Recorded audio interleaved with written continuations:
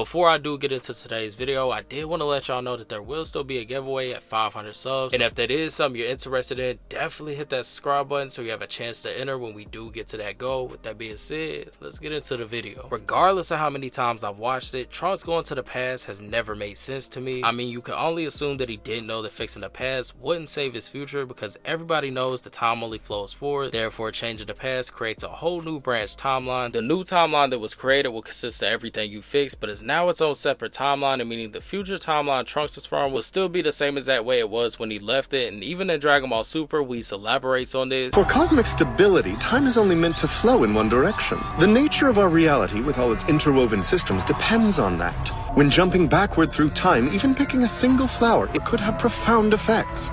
An entire city could be affected. Change the right city and you can change a civilization. Change the right civilization and a planet could be wiped off the map. So what I want to understand is, why did Trunks travel back in time in the first place? Did he truly think that traveling back in time would fix his future? Because I would think that that's why they'd put all their bets on time travel actually working, because what would be the point in building the time machine? But yet you know that going back in time wouldn't fix their current timeline. It would literally be pointless. Or did he really go back in time to help the Z Fighters and Goku purely off of just wanting a version of them to win? Or you could even go the route of him wanting to go back in time to prepare the Z Fighters for what's coming, hoping they'll find a way to beat the androids, therefore giving him the knowledge on how to beat his own from his own timeline. I honestly feel like it's a little bit of my first and third theory, and Trunks kind of confirms this himself. When Trunks finally tells Goku that Vegeta and Bulma are his parents, he starts freaking out trying to make sure Goku doesn't say anything, because he thinks by them finding out not getting it cracking, it'll mean he'll poof from existence or cease to exist at all. Your mom's the one who built your time machine?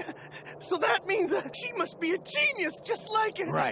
She's my mom. So Vegeta and Bulma? Please don't say anything about any of the stuff I've told you, but especially that. If you mention it and things end up getting weird between the two of them, I might blip out of existence. Which kind of proves that he doesn't really understand how time travel actually works. Because again, say that Goku did tell Vegeta and Bulma and they didn't end up doing nothing, that means in this current timeline that Goku is alive in, Trunks just wouldn't exist. However, even with him not existing in that timeline, that wouldn't in any way affect future Trunks at all. As a matter of fact, he would still be alive, healthy, and perfectly fine. Now obviously he would have found this out on his own. As soon as he went back to his original timeline, he would have visibly noticed that nothing has changed, which you would think he would mention something about that when he returns to the past timeline, but he doesn't, therefore making things even more confusing. Because again, why be terrified that Goku might ruin your existence if you knew it wouldn't affect you in present day? Why even make the statement that you might blip out of existence if you know that's not possible? And no, I don't believe that statement was directed towards the baby version of himself. The way he said it shows that he was actually worried about his own existence. So what I believe happened is the original plan was for him to go back in time in hopes that he could restore his own future, but once he returned to his own timeline right after talking to Goku, he then realized that going back to the past had no effect on his future, and that's the moment he accepted his timeline for what it was. He then changed his plan to helping the Z Fighters defeat the androids when he returned to the past, therefore giving him the knowledge and resources to go back in his own time and defeat them as well. I believe that's the reason he never mentions the fact that nothing changed in his timeline, because his mind was already set on saving the past timeline so he could then save his own when he returned. And yeah, that's the best way I can make Trunks going back in the past make any type of sense, because again, if he knew nothing would change, what was ever the point in going? But then again, the whole android saga has so many plot holes, I literally barely scratched the surface. Do y'all think Trunks knew what he was doing when he went back in time? Y'all let me know down in the comments, and if you're new, make sure you subscribe. If y'all enjoyed the video at any point in time, smash that like button. It really helps out with the video as well as the channel. With that being said, till then I'm out, stay tuned.